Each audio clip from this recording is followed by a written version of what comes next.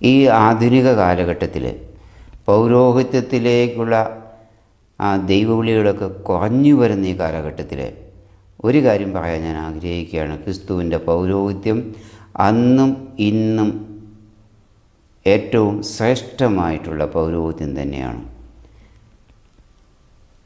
മറ്റുള്ളവരുടെ മുമ്പിൽ ഏറ്റവും ആദരവും ബഹുമാനവും സ്നേഹവും ഒക്കെ ലഭിക്കുന്ന ഒരു ജീവിതശൈലിയാണ് പൗരോഹിത്യം എന്ന് പറയുന്നത്. പൗരോഹിത്യം ഒരു പ്രൊഫഷനല്ല, ജീവിതമാണ്. പൗരോഹിത്യം ജീവിച്ച് മറ്റുള്ളവർക്ക് അനുഭവിക്കുമ്പോൾ മറ്റൊരു ക്രിസ്തുവായിട്ട് ജീവിച്ച് ജനമധ്യത്തിൽ ജീവിച്ച് ജനങ്ങളോടൊപ്പം ജീവിച്ച് അവരുടെ കഷ്ടപ്പാടുകളും ബുദ്ധിമുട്ടുകളും വിഷമങ്ങളും പ്രയാസങ്ങളും കണ്ടറിഞ്ഞ് തൊട്ടറിഞ്ഞ് അനുഭവിച്ചറിഞ്ഞ് ഒരു പുരോഹിതൻ ജീവിക്കുമ്പോൾ ആ പുരോഹിതനെ ഒരു ജനവും മറക്കില്ല, ഒരു ജനവും ഉപേക്ഷിക്കില്ല, ഒരു ജനവും അദ്ദേഹത്തിനെതിരായിട്ട് ശബ്ദം ഉയർത്തുകയില്ല. പുരോഹിതൻ്റെ ജീവിതമാണ് അദ്ദേഹത്തിൻ്റെ ഏറ്റവും വലിയ സാക്ഷ്യം. ദൈവവിളി കുറഞ്ഞു പോകുന്ന കാലഘട്ടമെന്ന് ഞാൻ പറഞ്ഞു. പക്ഷേ ദൈവവിളിയിൽ ഉണ്ടെന്നുള്ളതും സത്യമാണ്. വളരെ ആഴമായ ബോധ്യങ്ങളോടുകൂടെ പൗരോഹിത്യ സന്യാസ ജീവിതത്തിലേക്ക് കടന്നു വരുന്നവർ ധാരാളം ആളുകളുണ്ട്. ധാരാളം ദൈവവിളിയിൽ ഉണ്ടാകട്ടെ എന്ന് നമുക്ക് പ്രാർത്ഥിക്കാം. ദൈവവിളി കുറഞ്ഞു പോകുന്നതിനെക്കുറിച്ച് ആകുലപ്പെടേണ്ട. കർത്താവ് പറഞ്ഞു വച്ചിട്ടുണ്ട്, വിളവിൻ്റെ നാഥനോട് നിങ്ങൾ പ്രാർത്ഥിക്കുവേൻ ജോലിക്കാരെ അയക്കാനായിട്ട്. അപ്പോൾ ജോലിക്കാരെ ദൈവം അയക്കണം, ദൈവം വിളിക്കണം. പൗരോഹിത്യ വിളി എന്ന് പറയുന്നത് 100% ദൈവത്തിൻ്റെ തിരഞ്ഞെടുപ്പാണ്.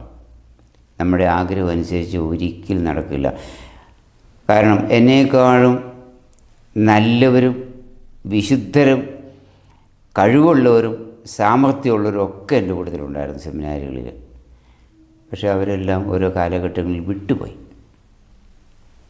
ദൈവം തിരഞ്ഞെടുത്ത ആൾക്കാരാണ് പൗരോഹിത്യത്തിലേക്ക് കടന്നു വരേണ്ടത്. ദൈവം പ്രത്യേകം സംരക്ഷിച്ചവർ, പ്രത്യേകം വരദാനങ്ങൾ നൽകിയവർ, പ്രത്യേകം പരിശുദ്ധാത്മാവിൻ്റെ അഭിഷേകം കൊടുത്തവർ. അപ്പോൾ അതുകൊണ്ട് ഓരോ പുരോഹിതനും ഓർക്കണം, ഞാൻ എന്തായിരിക്കുന്നുവോ അത് ദൈവത്തിൻ്റെ കൃപയാലാണെന്നുള്ളത്.